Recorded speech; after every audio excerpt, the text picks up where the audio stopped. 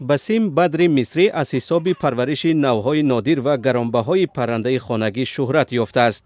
замоне бадр тасмим гирифт ки як гӯшаи боми хонашро ба пешаи дӯстдоштааш яъне парвариши паррандаи хонагӣ ҷудо кунад. имрӯз ин бом ба як фермаи хурди паррандапарварӣ ва пешаи дӯстдоштааш ба як тиҷорати фоидаовар табдил ёфтааст. ҳадафи асосӣ аз парвариши парранда таъмини оила бо гӯшту тухм буд, вале бо афзоиши истеҳсолот имкони фурӯш ва парвариши навъҳои нодири парранда ба монанди мурғи ҳиндӣ, брахма, мурғи ветнамӣ ва ё навъи сассоро пайдо кардам ва худоро шукр даромади хубе ҳам ба даст меорам. бадр меафзояд ки ин навъҳои паррандаҳои нодир то 30,000 фунти мисрӣ яъне то $600 нарх доранд. аҳмад рамазон яке аз муштариёни доимии бадр аст. ӯ ба парвариши мурғи брахма меҳру муҳаббати хос дорад.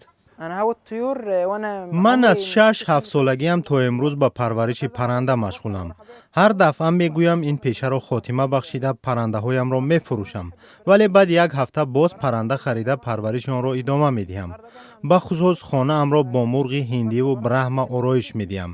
имрӯз ҳам назди оқои Басим омадам то мурғи брахма ва хурӯси мотли бихарам.